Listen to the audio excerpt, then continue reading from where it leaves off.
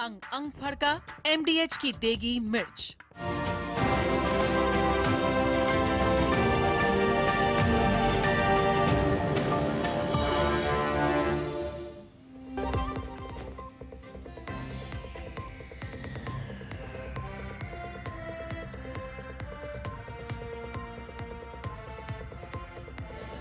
नमस्कार। भारत और मॉरिशस केवल साझेदार नहीं बल्कि परिवार हैं। भारत और मॉरिशस दो राष्ट्र हैं, लेकिन दोनों देशों के सपने और नियति एक हैं।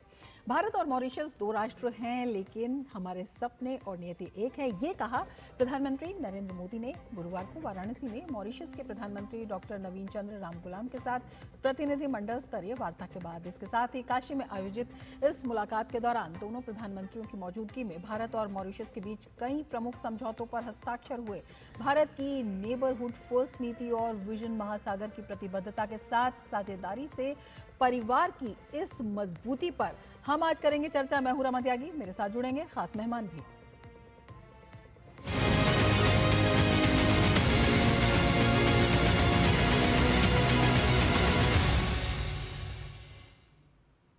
चर्चा की शुरुआत करेंगे, लेकिन उससे पहले आपको दिखाते हैं यह खास रिपोर्ट।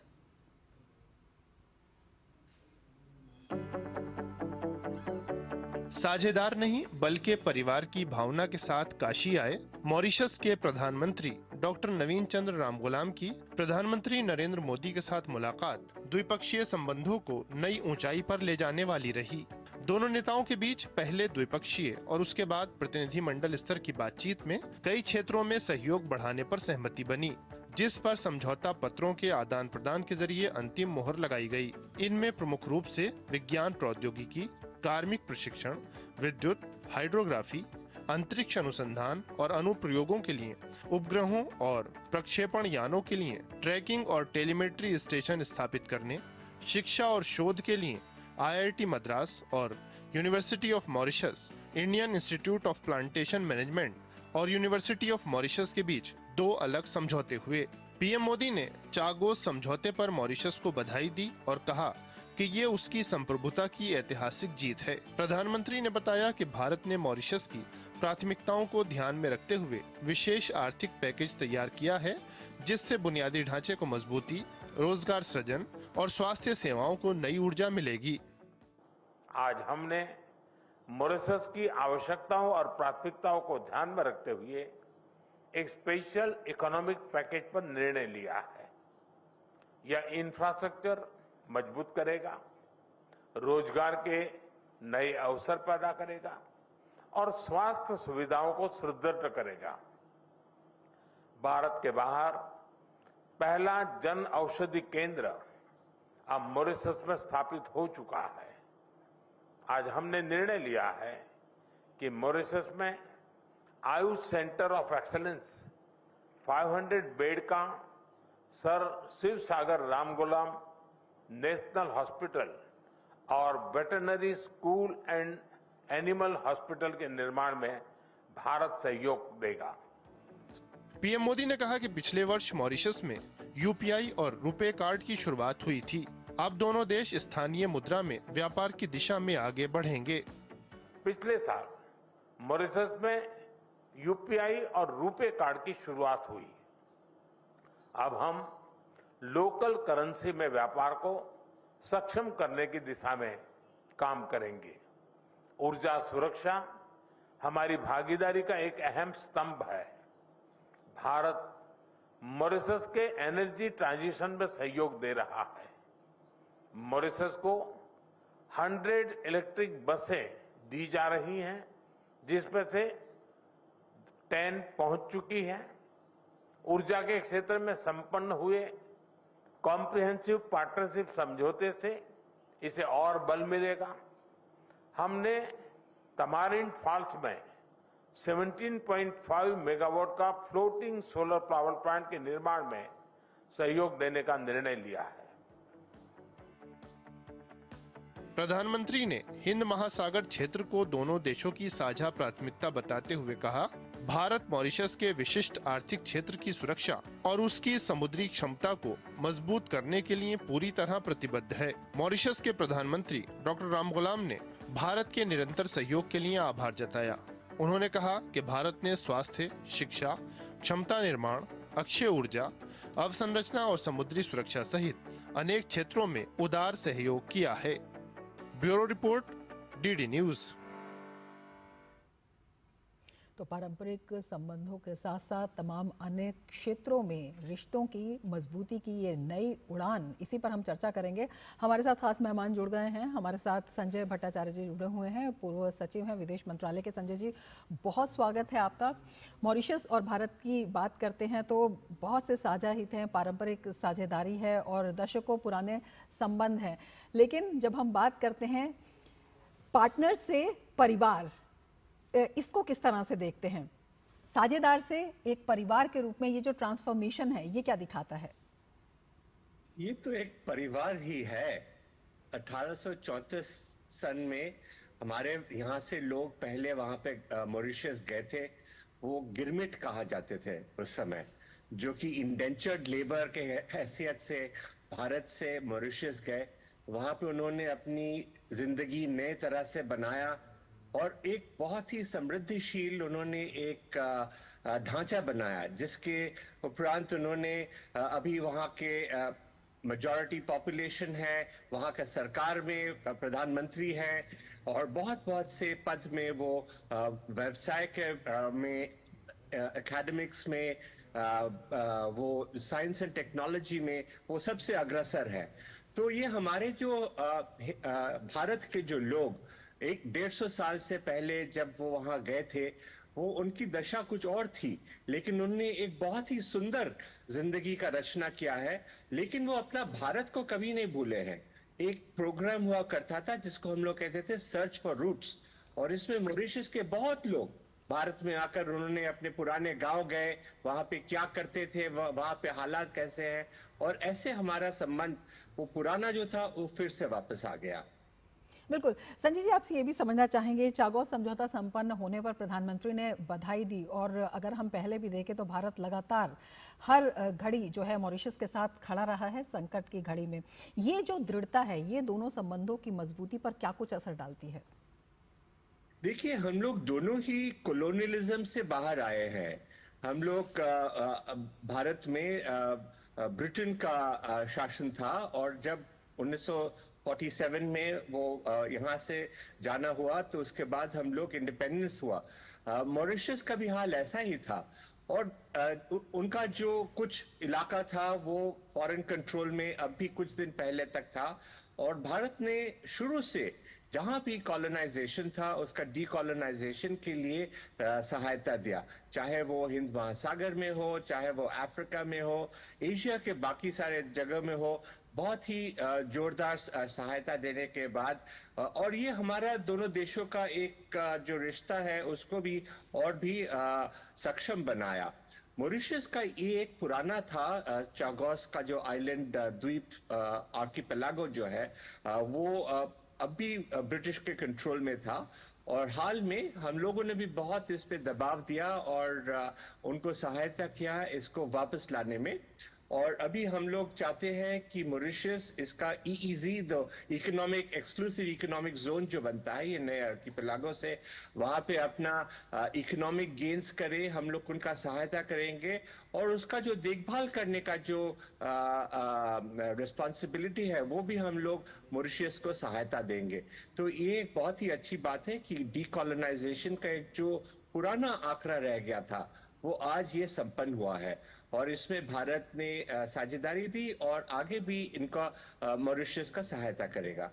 बिल्कुल। ये संबंध कितने बढ़ते हुए देखते हैं। जब हम हाल ही में प्रधानमंत्री मोदी की जब मॉरिशस यात्रा थी तो जो स्ट्रेटेजिक पार्टनरशिप थी, इसे एनहेंस्ड स्ट्रेटेजिक पार्टनरशिप कहा था, तमाम क्षेत्रों में जिस तरह से मजबूती आई थी उसको देखते हुए ये कितने, अगर हम वर्तमान ग्लोबल परिदृश्य देखते हैं उसको देखते हुए कितने महत्वपूर्ण हो जाते हैं?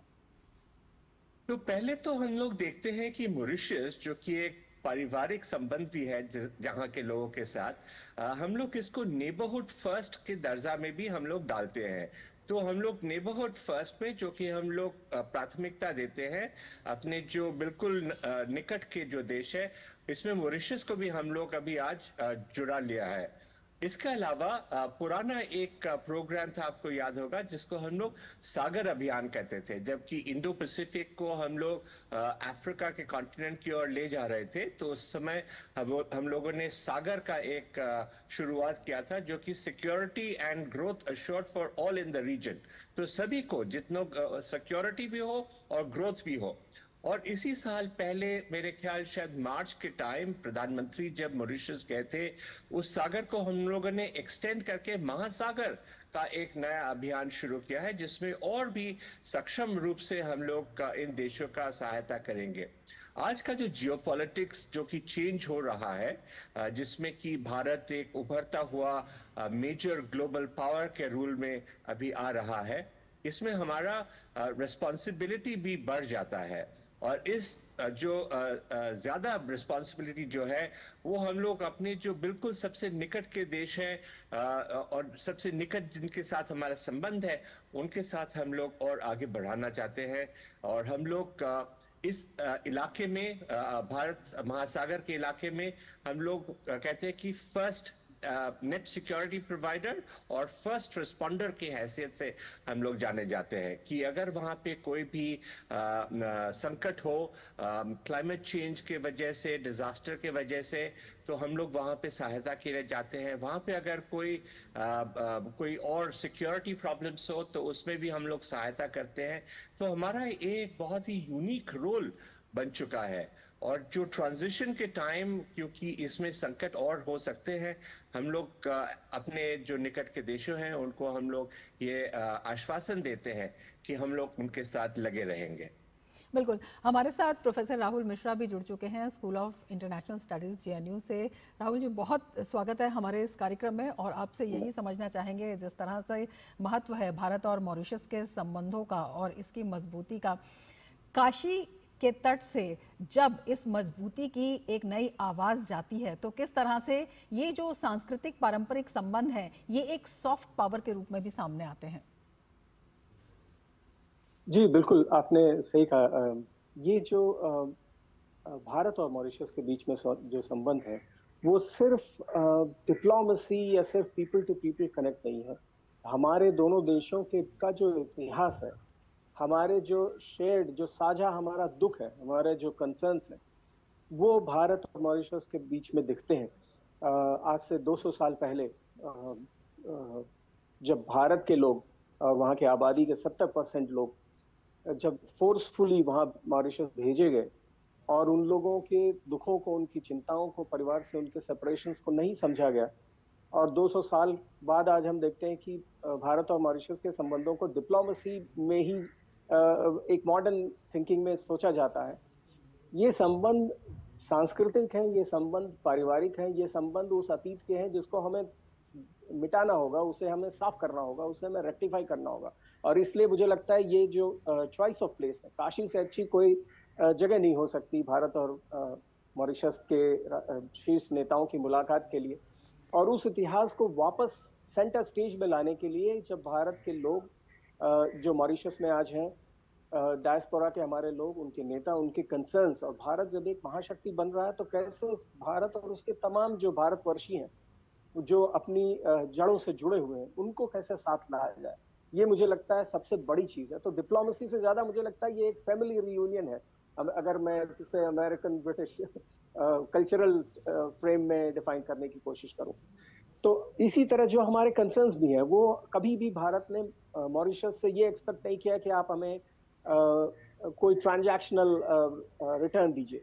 भारत ने हमेशा मॉरिशस को एक छोटे भाई के तौर पे देखा। उसके साथ जितने भी एग्रीमेंट्स हुए हैं, जितने भी हमारे अभी एग्जिस्टिंग मेमोरेंडम ऑफ अंडरस्टैंडिंग है, वो सभी ये दर्शाते हैं कि ये दोस्ती एक बड़े भाई की छोटे भाई के साथ है। और इसको अगेन मैं ये बात बहुत स्पष्ट करना चाहता हूँ कि इस संबंध को भी हमें, वो जो एक फ्रेज है वेस्टर्न इंटरनेशनल रिलेशंस में, बिग ब्रदरली डिप्लोमेसी, उससे भी बाहर निकलना होगा। ये राम लक्ष्मण की, राम भरत की दोस्ती है, और उसी रास्ते पे इसको आगे बढ़ाया जा रहा है। और मुझे लगता है कि इस यात्रा में भी बहुत सारे अभी जो एग्रीमेंट्स साइन होने की बात हो रही है, और एग्रीमेंट्स को इम्प्लीमेंट करने की जो बात हो रही है, मुझे लगता है वो काफी महत्वपूर्ण है और दिलचस्प है। बिल्कुल, चर्चा हमारी जारी रहेगी इसी पर, लेकिन वक्त हो चला है एक ब्रेक का। आप जुड़े रहिए डीडी न्यूज़ के साथ।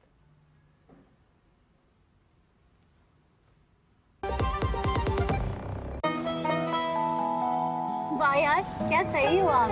मेरा भी मन करता है कुछ करने का। मन करता है तो करो। घर की चीजों से टाइम ही नहीं मिलता और हूँ सिर्फ 10वीं पास। आप LIC की बीमा सखी योजना के साथ जुड़ सकती हो। मैं LIC एजेंट बन सकती हूँ? पूरी ट्रेनिंग भी मिलेगी, मंथली स्टाइपेंड भी मिलेगा, स्टाइपेंड भी? ऊपर से कमीशन अलग। LIC बीमा सखी योजना से जुड़ने के लिए अपनी नजदीकी LIC शाखा से संपर्क करें। LIC बीमा सखी योजना, अपनी शुरुआत अपने हिसाब से। मेरी पसंद, मेरी पसंद, मेरी पसंद, मेरी पसंद, हमारी पसंद। हम सबकी पसंद। मजबूत देश का मजबूत सरिया हो गया स्टील। ब्रेक के बाद फिर से आपका स्वागत है और दो खास मेहमान इस वक्त हमारे साथ जुड़े हुए हैं। संजय जी, आपसे समझना चाहेंगे तमाम जो समझौते आज हुए हैं, तमाम जो घोषणाएं आज हुई हैं, उनको किस तरह से देखते हैं जब हम तकनीक की बात करते हैं, रोजगार की बात करते हैं और एक दूसरे के साथ जो है सहयोग की बात करते हैं तमाम क्षेत्रों में। ये देखिए, हमारे जो समझौते आज कंक्लूड किए गए हैं वो एक कंटिन्यूएशन है, क्योंकि हम लोग बहुत सालों से बहुत सारे अग्रीमेंट्स मॉरिशस के साथ कर रहे हैं, क्योंकि हमारा रिश्ता बहुत ही यूनिक अनोखा है। और इसमें इस बार का जो है, इसमें मैं कहूँगा कि कुछ क्षेत्र में ज़्यादातर आप कह सकते हैं, पहला है इंफ्रास्ट्रक्चर के एरिया में एनर्जी ट्रांजिशन, जो कि ट्रांजिशन हमने वो बसेस और सोलर पावर स्टेशन का किया है। और एक बहुत ही महत्वपूर्ण है जो कि स्वास्थ्य और एजुकेशन के मामले में, वहाँ पे एक बहुत विशाल अस्पताल, वेटरनरी सेंटर और आयुष सेंटर बनाया जाएगा। और इसके अलावा IIT चेन्नई का वहाँ पे एक कोलैबोरेशन होगा। तो बहुत सारे क्षेत्रों में है। और इसके अलावा हम लोगों ने मॉरिशस के साथ ये भी समझौता किया है कि हम लोग अपना जो पुराना बजटरी सपोर्ट था जो कि हम मॉरिशस को देते हैं, वो हम लोग और एक्सटेंड करेंगे। बिल्कुल। राहुल जी, आपसे समझना चाहेंगे हिंद महासागर क्षेत्र जो है दोनों ही देशों की साझा प्रतिबद्धता है, उसको कितना मजबूत करता हुआ ये दौरा दिखाई देता है और ये कितना आवश्यक भी है? जी, हिंद महासागर क्षेत्र में इंडियन ओशन रिम एसोसिएशन है, जो कि एक मुझे लगता है कि फाउंडेशनल पिलर है जहां तक नॉन ट्रेडिशनल और ट्रेडिशनल सिक्योरिटी आर्किटेक्चर का सवाल है। साथ ही इसके जो महासागर नीति भारत की है, उसके तहत भी मॉरिशस के साथ संबंधों को दोनों ही आयामों में, traditional security, non traditional security में आगे बढ़ाने की कोशिश हो रही है। तो मुझे लगता है कि इस दौरे में जो बातें हो रही हैं वो सिक्योरिटी, भारत के सुरक्षा concerns security of sea lanes पे हैं, भारत के कंसर्न्स हैं चीन का जो